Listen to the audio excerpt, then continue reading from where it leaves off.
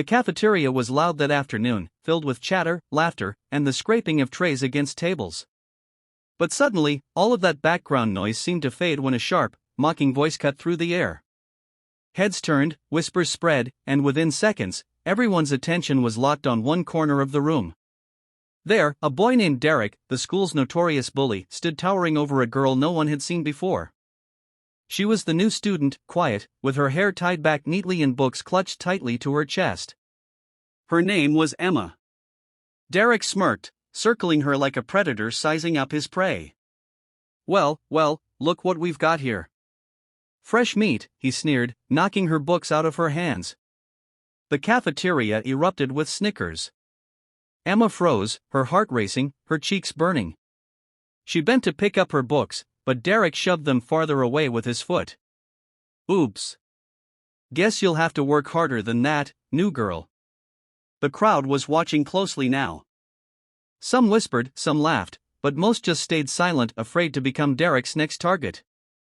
That silence made Emma's chest tighten even more. It wasn't the first time she had faced cruelty, but this time, something inside her was different. She had promised herself things would change when she moved to this new town.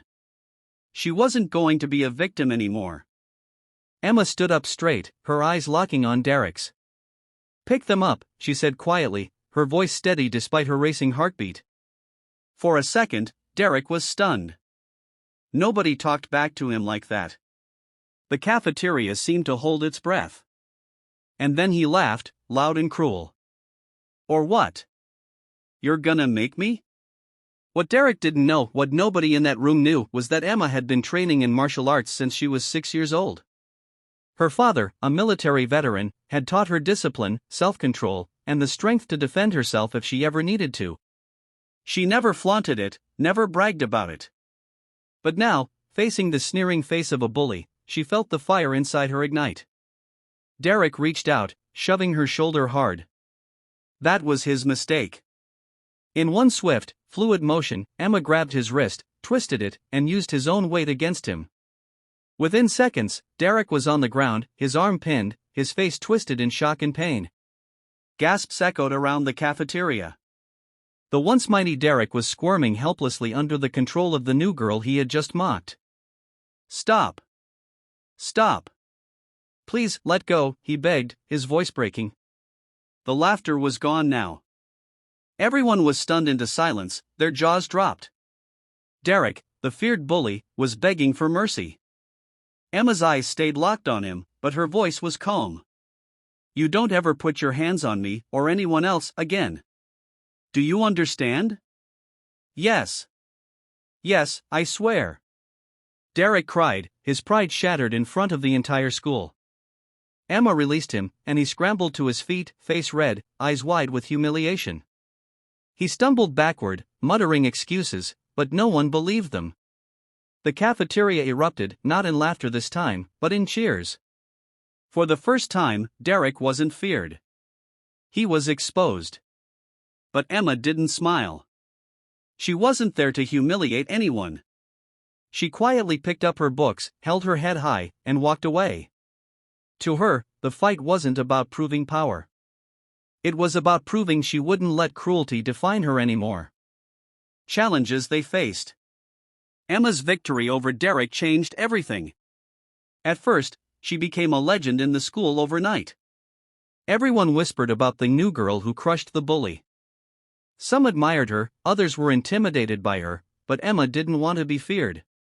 She just wanted to live normally. Derek, however, wasn't ready to let it go.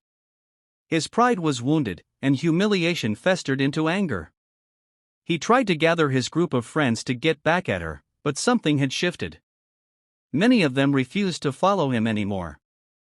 Some even started standing up against him. Derek found himself alone, the power he once wielded slipping through his fingers. Emma, meanwhile, faced her own struggle. Rumors spread fast, and teachers eventually heard what happened. She was called to the principal's office, worried she might be punished. She explained everything calmly, and to her surprise, the principal listened. Witnesses confirmed she had only defended herself. Still, Emma was reminded of the heavy truth: violence wasn't the answer, even if it was used in defense.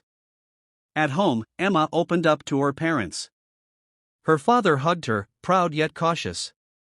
"You showed strength," he said softly, "but real strength isn't just about fighting back. It's about knowing when to walk away, when to stand tall without throwing a punch." His words sank deep into her heart. As weeks passed, Emma worked on building friendships. Slowly, people began to see past the dramatic cafeteria moment and notice who she really was: kind, thoughtful, determined.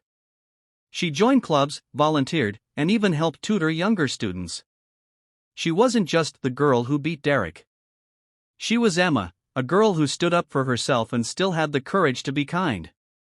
Derek's journey wasn't easy either. He struggled with the shame of his downfall. One day, after school, he quietly approached Emma. His voice trembled. I'm sorry. I don't know why I acted like that. He stopped, his eyes heavy with regret. Emma studied him for a long moment before nodding. "Change how you treat people," she said simply. "That's how you make it right." The inspiring resolution. Emma's story spread far beyond the cafeteria. She became a symbol in the school of what it meant to stand up against cruelty, not with cruelty in return, but with courage and self-control. Derek eventually softened, and while he wasn't perfect, he started to treat others with more respect. The school itself began to change. People spoke up more when they saw bullying, encouraged by Emma's example. Emma learned that courage wasn't about fighting, it was about refusing to be broken. Derek learned that respect couldn't be taken by force, it had to be earned by kindness. And the students learned that silence only feeds cruelty, but standing together can silence it forever.